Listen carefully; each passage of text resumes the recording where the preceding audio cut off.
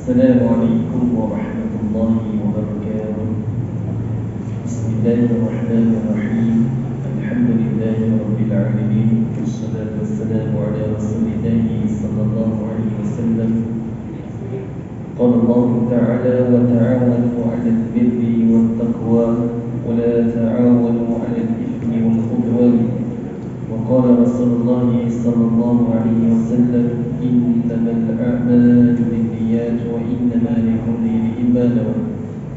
أذكركم وأذكر نفسي بإخلاص النيات لله سبحانه وتعالى.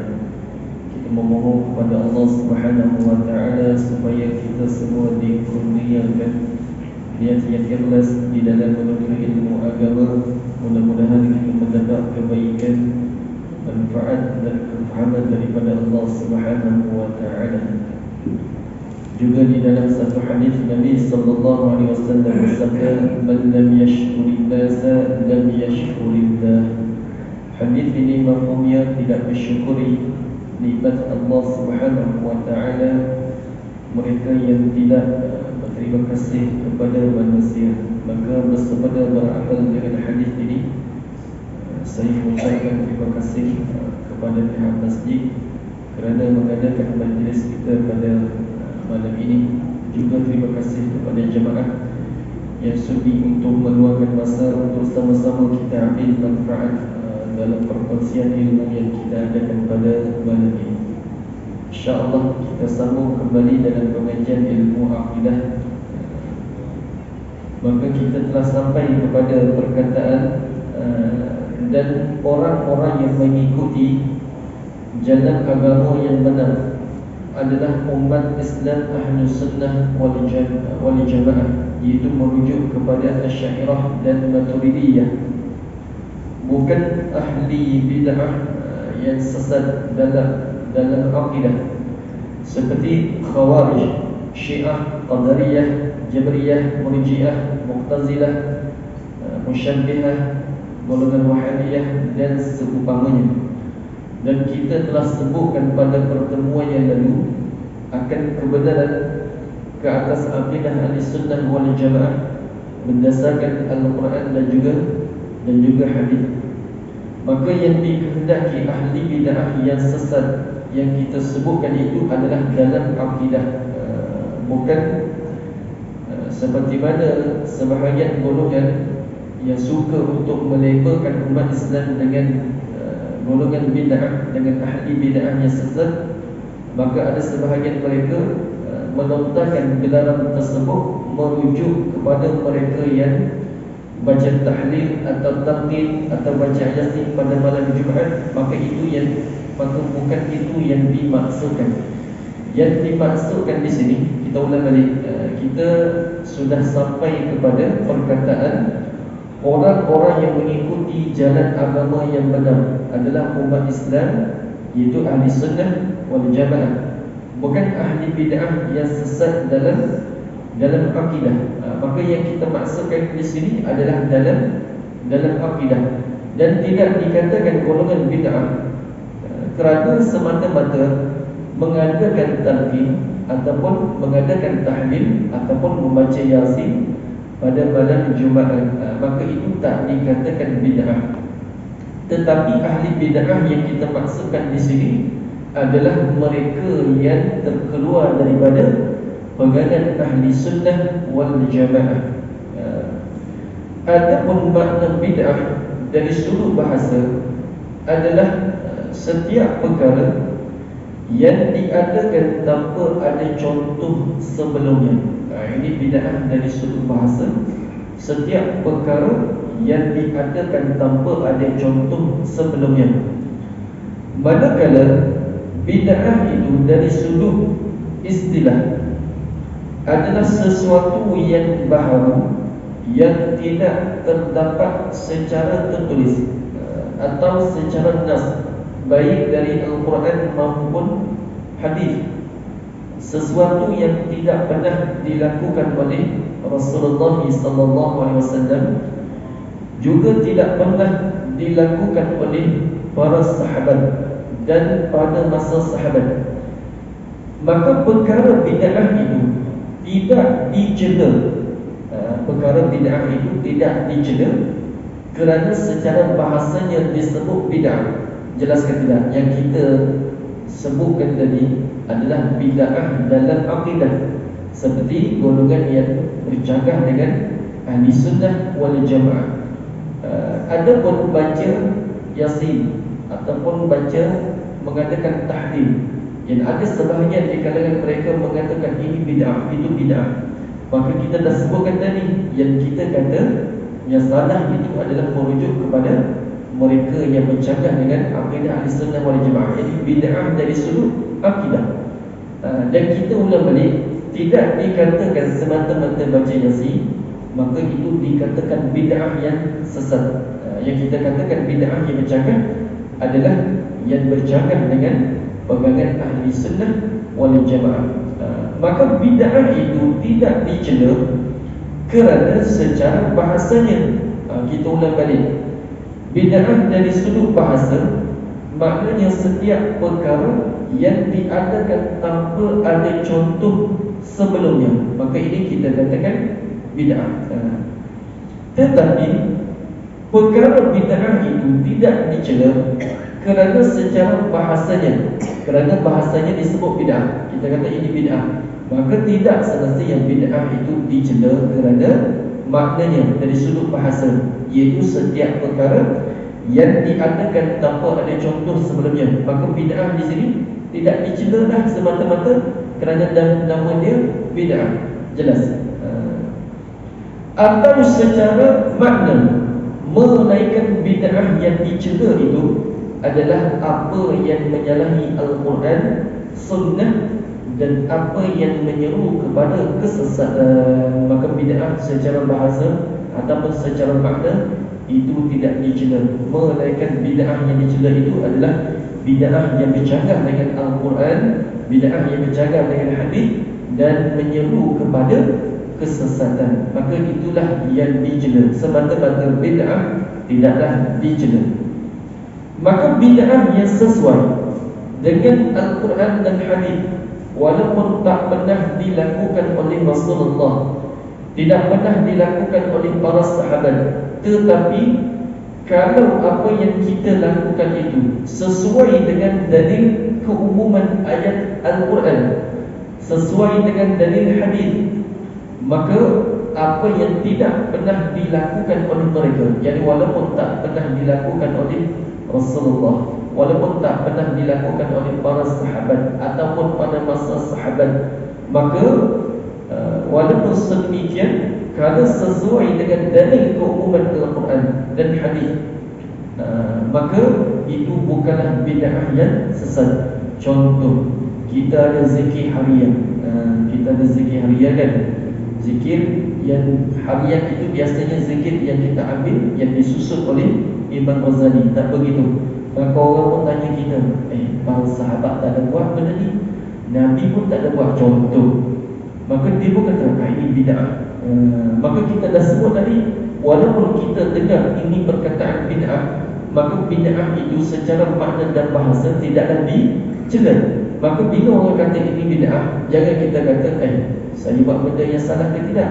Jangan, kerana kita dah sebut bid'ah itu tidaklah dicela dari sudut bahasa dan makna. Bid'ah yang dicela adalah apa yang bercanggah dengan Al-Quran, hadis dan menyeru kepada kesesatan. Maka itulah yang dicela. Walaupun kita dah sebut tadi, walaupun Rasulullah tidak buat, sahabat tidak buat dan tidak ada pada zaman setelah itu, tetapi kita kena tengok dahulu, adakah zikir 1000 kali setiap hari kita ikut Imam Ghazali, ada zikir-zikir tertentu yang kita baca dengan 1000 bacaan. Maka adakah ini bercanggah dengan dalil Al-Quran? Adakah bercanggah dengan dalil hadis? Adakah menyeru kepada kesesatan? Tak bercanggah dengan Al-Quran, tak bercanggah dengan hadis dan tak menyeru kepada kesesatan. Maka ini bukan bid'ah yang dicela, bukan bid'ah yang sesat. Maka kerana itu ulama membahagikan bid'ah itu kepada dua. Ada bid'ah dhalalah, ada bid'ah hasanah. Ada bid'ah yang baik dan ada bid'ah yang sesat. Dan Al-Imam Syafi'i seperti mana yang tertulis dalam kitab Manaqib Imam Syafi'i yang dikarang oleh seorang ulama yang bernama Al-Hafiz Al-Baihaqi. Yang mana Al-Hafiz Al-Baihaqi ni, beliau adalah seorang pakar hadis yang terkemuka. Kan kalau kita tengok ada hadis kemudian diriwayatkan oleh Imam Baihaqi. Imam Baihaqi ni seorang ulama hadis yang terkemuka, Al-Hafiz. Maka beliau ini orang yang sangat berpegang teguh dengan ajaran ahli sunnah wal jamaah. Maka beliau menukilkan perkataan Imam Syafi'i untuk menunjukkan bukan semua bid'ah itu tercela, bukan semua bid'ah itu perkara yang sesat. Maka beliau menukilkan kata Imam Syafi'i, perkara yang baharu itu terbahagi kepada dua bahagian. Maka yang pertama, perkara-perkara ma'uhditha mimma yukhalifu kitaban aw sunnah aw asaran aw ijma'an. Kata Imam Syafi'i, perkara baharu terbahagi kepada dua bahagian. Yang pertama, yang menyalahi Al-Quran, yang menyalahi sunnah, dan yang menyalahi asar. Asar ini maknanya asar ini maknanya sesuatu yang dilakukan atau yang dikatakan sahabat tanpa ada di antara mereka yang mengingkarinya. Ini asar. Kalau orang kata asar di sini merujuk kepada perkara yang dilakukan atau yang dikatakan oleh sahabat tanpa ada di antara mereka yang mengingkarinya. Maka Imam Syafi'i kata, perkara baharu pertama yang menyalahi Al-Quran, sunnah dan asar atau ijma', maka perkara baharu seperti ini, maka ini adalah bid'ah yang sesat. Ini bid'ah yang sesat. Kedua, perkara bid'ah yang baik dan tidak menyalahi Al-Quran, sunnah maupun ijma', maka sesuatu yang baru seperti ini tidak tercela. Bahkan ada setengah di kalangan ulama ini, mereka membahagikan bid'ah itu kepada 5. Imam Syafi'i membahagikan bid'ah itu kepada 2. Ada yang baik, ada yang sesat, yang tercela. Kemudian ada sebahagian ulama yang lain, mereka membahagikan bid'ah itu kepada 5. Ada bid'ah yang wajib, ada bid'ah yang sunnah, ada yang haram, ada yang makruh, dan juga ada yang harus. Maka bid'ah itu bukan hanya satu sahaja. Maka ada setengah di kalangan mereka, bagaimana mereka ini boleh timbulnya fahaman yang mengatakan apa-apa sahaja yang Nabi tidak buat, maka itu bid'ah yang sesat. Maka mereka guna satu hadis, kullu bid'atin dalalah wa kullu dalalatin finnar. Mereka menggunakan hadis ini. Sedangkan hadis ini, seperti Imam Nawawi, beliau berkata hadis ini lafaznya umum. Hadis ini lafaznya umum, tetapi maknanya itu dikhususkan. Yakni bukan semua bid'ah itu adalah sesat, tetapi kebanyakan bid'ah itu sesat. Tetapi bukan bermakna semua perkara yang Nabi SAW tidak buat, maka itu dikatakan bid'ah yang sesat. Dan dalam riwayat yang lain, Imam Syafi'i mengatakan bid'ah itu ada 2, bid'atun mahmudah wa bid'atun mazmumah. Ada riwayat yang lain yang mana Imam Syafi'i mengatakan bahawasanya bid'ah itu ada 2, mahmudah, bid'ah yang terpuji, dan ada bid'ah mazmumah, iaitu bid'ah yang tercela. Maka Imam Syafi'i kata bid'ah yang sesuai dengan sunnah maka terpuji, dan bid'ah yang bertentangan dengan sunnah maka tercela. Maka apabila kita mengadakan sambutan Maulid Rasul sebagai contoh, maka adakah dalam perkara ini ada perkara yang bertentangan dengan sunnah? Tak ada. Kalau tidak bertentangan dengan sunnah, maka dia jadi bid'ah mahmudah. Kalau tercela dengan sunnah, jadi bid'ah madhmumah. Maka dalam Maulidur Rasul, kita apabila mengadakan sambutan Maulidur Rasul, apa yang kita adakan dalam sambutan tersebut? Ada pembacaan Al-Quran. Maka pembacaan Al-Quran, adakah ada perkara yang bertentangan dengan sunnah? Tak ada. Juga kita ada pembacaan hadis. Pembacaan hadis tentang kisah-kisah Nabi, tentang kelahiran Nabi SAW. Maka dalam perkara ini tidak ada satu pun perkara yang bertentangan dengan sunnah. Maka mengikut Imam Syafi'i, ia dikategorikan sebagai bid'ah mahmudah, yang terpuji. Maka kerana itu kita ulang balik, bid'ah itu tidaklah ia tercela. Bid'ah itu tidaklah tercela. Kalau orang kata ini bid'ah, contoh kan, maka kita pun bid'ah ke? Mungkin dia nak kata bid'ah tapi mahmudah.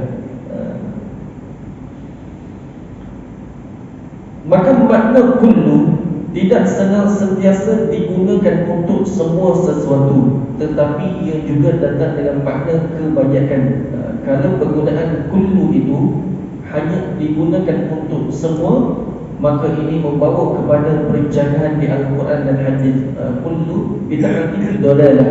Setiap yang bid'ah itu adalah sesat. Bukan makna sedemikian, tetapi kebanyakan. Kullu di sini bukan maknanya semua bid'ah sesat, bukan makna sedemikian. Tapi ulama dah sebutkan tadi, Imam Nawawi menafsirkan maknanya itu bukan merujuk kepada semua, tetapi dikhususkan, iaitu kebanyakan.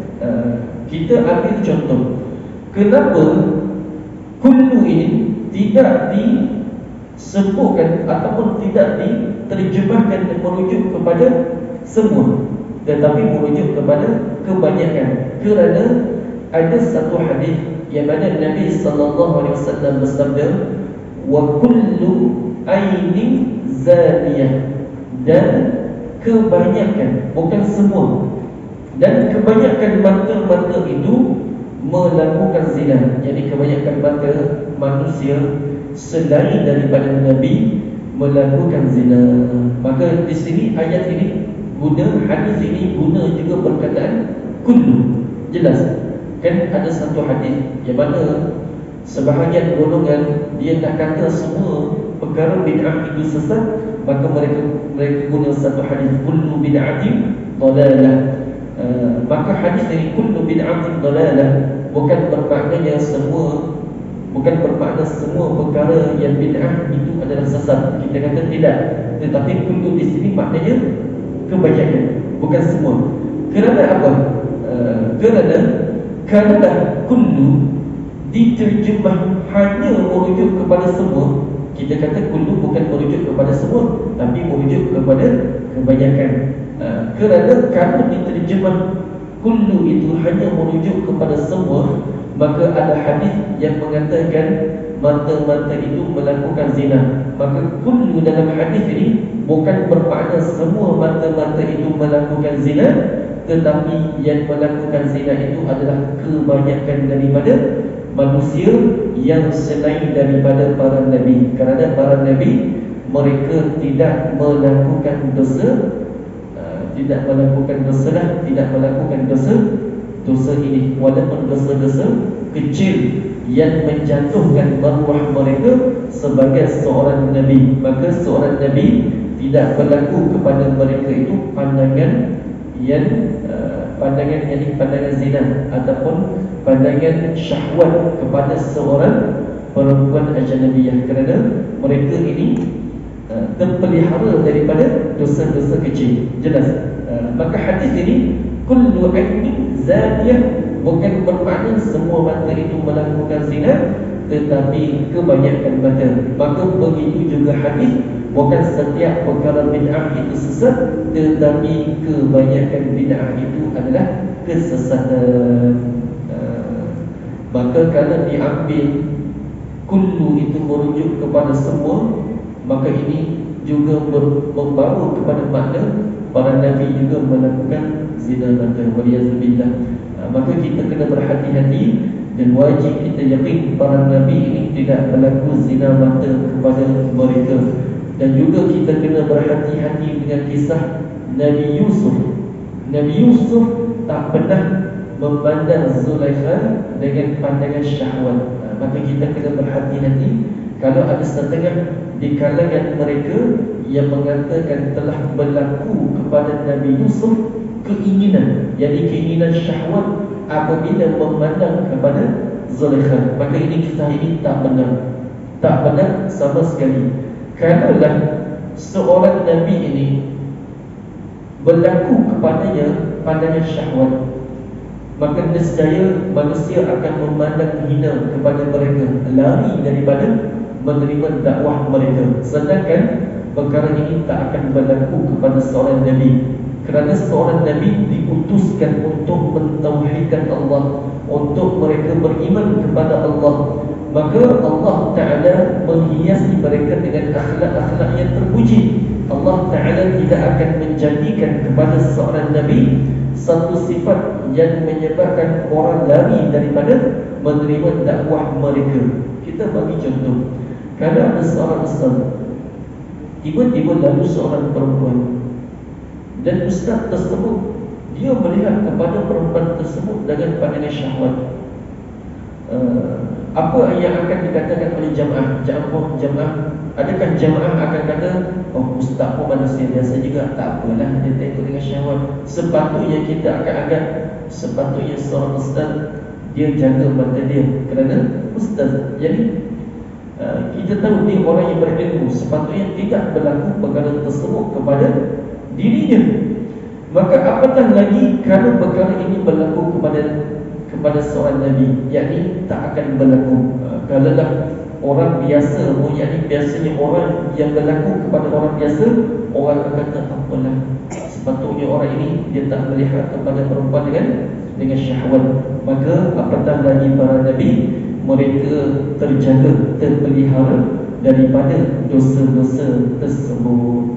Maka para Nabi tidak berlaku zina mata kepada mereka.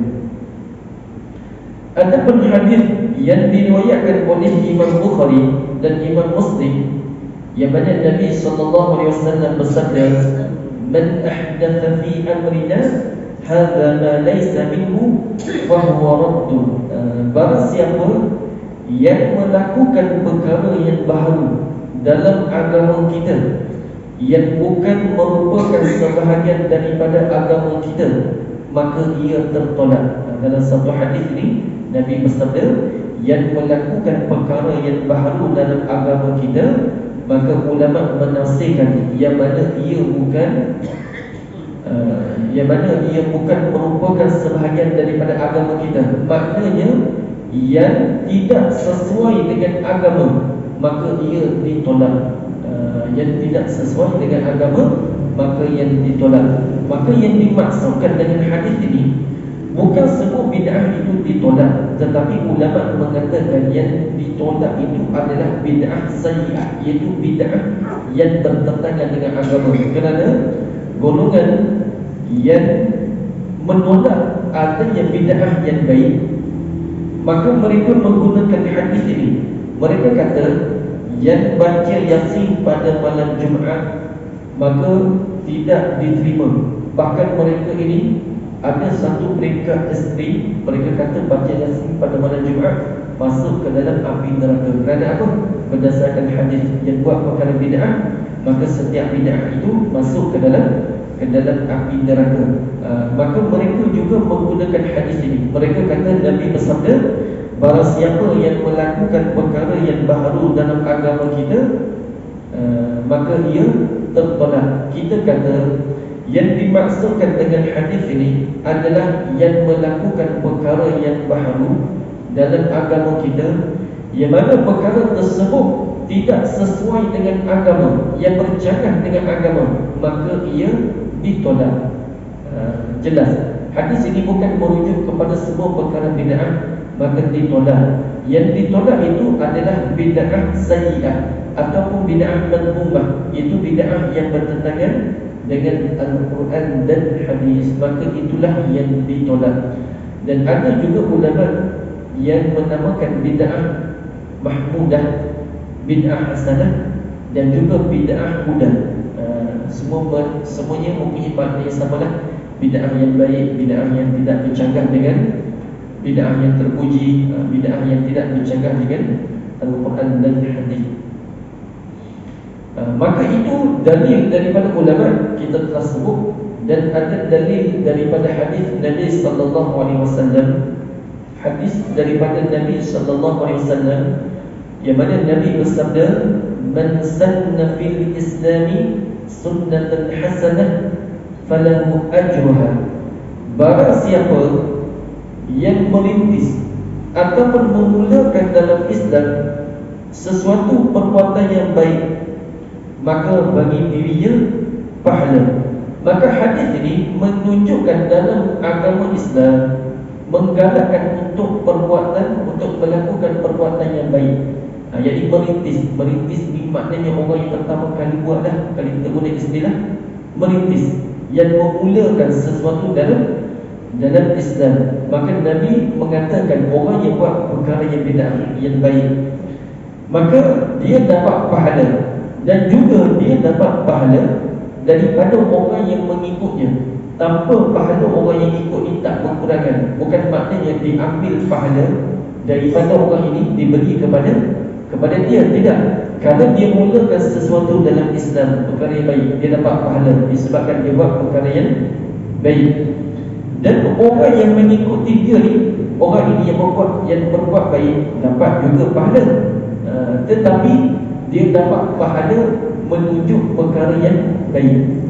Itu maknanya. Maka dalam hadis ini menunjukkan kepada kita bahawasanya boleh untuk kita buat perkara yang bid'ah selagi mana ia tidak bercanggah dengan Al-Quran dan juga hadis, dan tidak menyeru kepada kesesatan.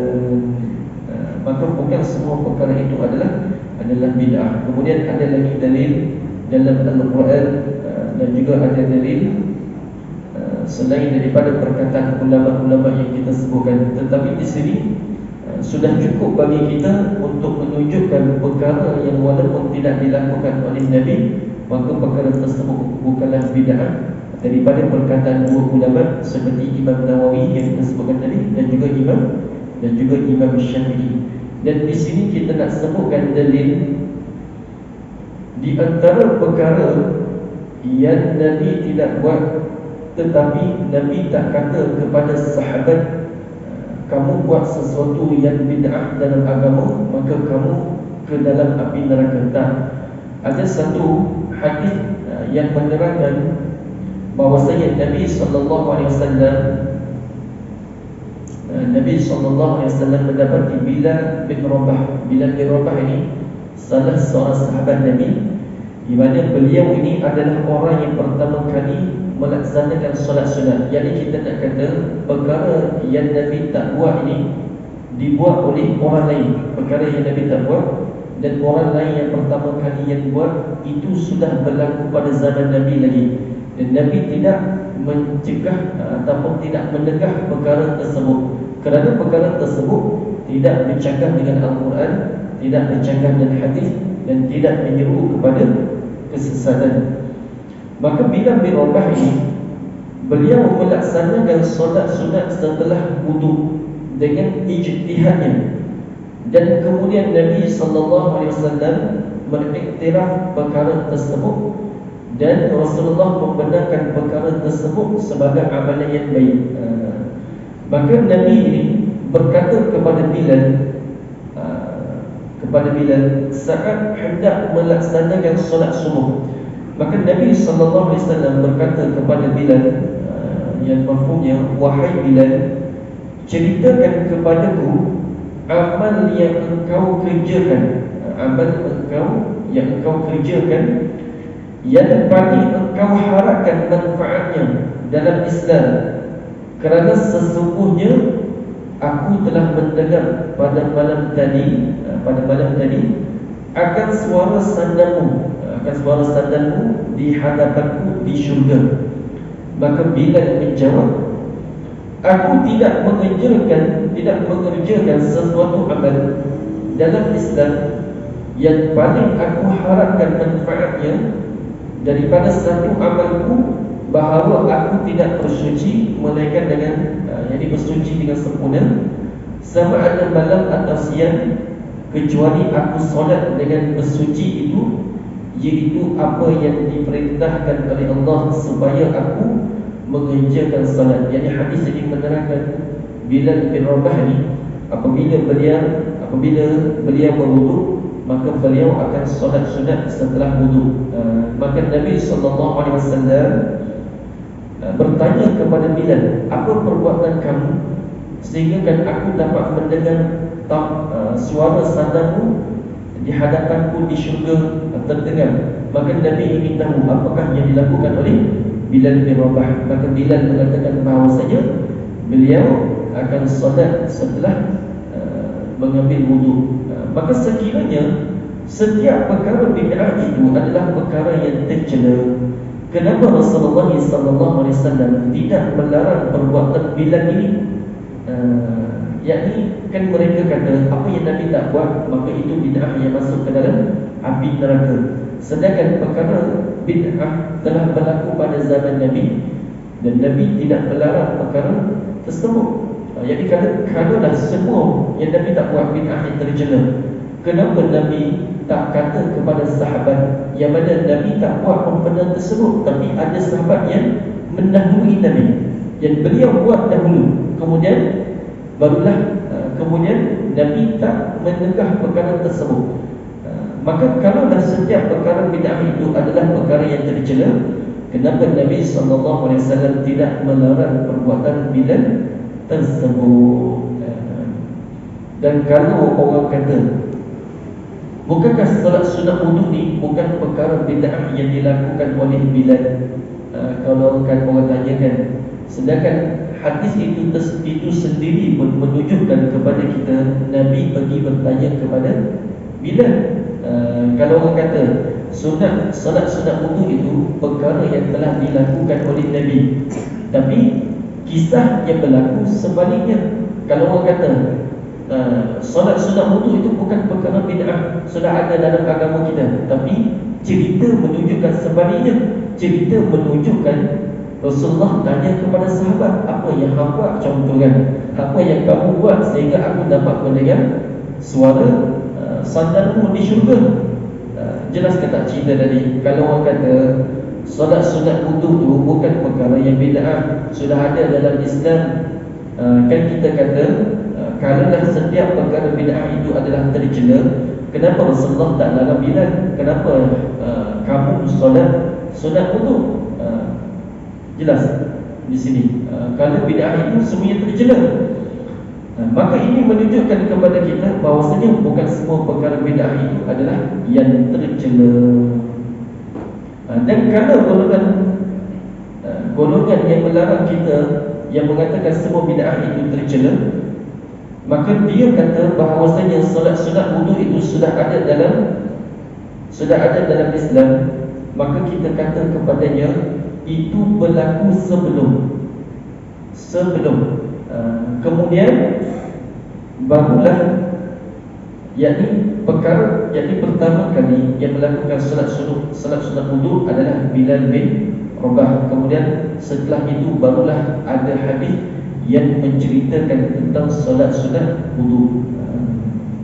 Maka Nabi SAW telah bersabda dalam satu hadis ini, tiada seorang muslim pun yang berwuduk dan mempercantikkan wuduknya, kemudian dia solat sunat 2 rakaat, hati dan wajah yang khusyuk dalam solat, kecuali dia akan mendapatkan syurga. Maka kita jawab, hadis di atas menjelaskan sunatnya solat sunat selepas wuduk itu adalah yang datang selepas riwayat Bilal di atas. Jelaskan tidak? Kita ulang balik hadis yang menerangkan tentang kelebihan orang yang solat sunat selepas wuduk. Maka hadis ini adalah setelah apa yang berlaku kepada kisah Nabi bertanya kepada Bilal yang pertama yang tadi yang kita tanya, yang kita sebutkan itu yang pertama dahulu berlaku.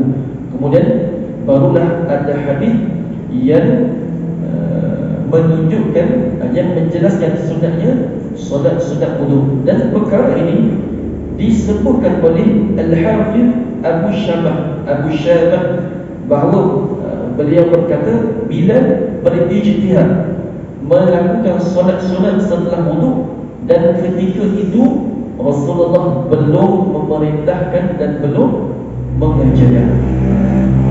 Jelas?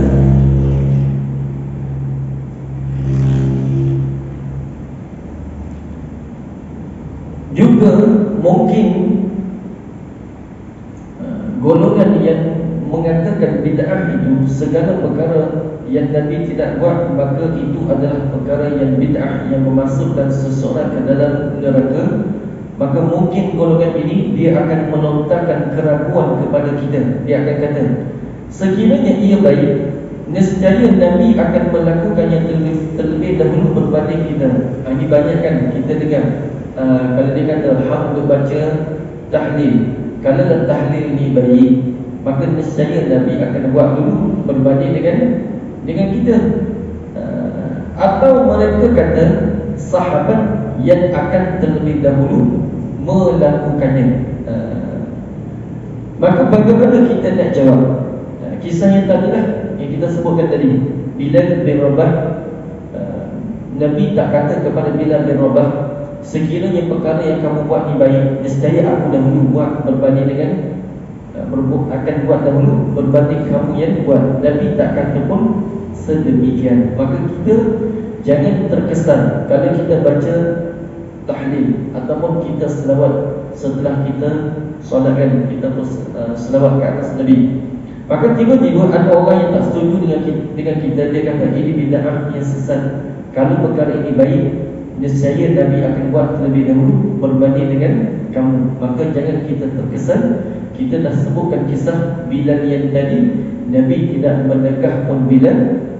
Bahkan Nabi SAW mengatakan baginda telah mendengar tapak sandal Bilal bin Rabah. Okey, baik. Kemudian seterusnya, dalil yang lain adalah daripada perbuatan Sayyidina Umar Al-Khattab. Beliau adalah orang pertama yang memulakan salat tarawih secara berjamaah sebanyak 20 rakaat di belakang satu imam yang bernama Ubay bin Ka'ab. Maka Ubay bin Ka'ab ni orang yang paling bagus bacaan Al-Quran, seperti mana yang dikatakan oleh Nabi SAW. Jadi Nabi mengatakan Ubay bin Ka'ab adalah orang yang paling bagus dalam membaca Al-Quran. Maka kita nak ulang balik, kalau ada orang kata kalau kamu buat ni benda ni baik, nescaya Nabi akan buat terlebih dahulu. Maknanya di sini ada beberapa sahabat yang telah mendahului Nabi dalam melakukan perkara tersebut. Tadi kita sebut Bilal bin Rabah.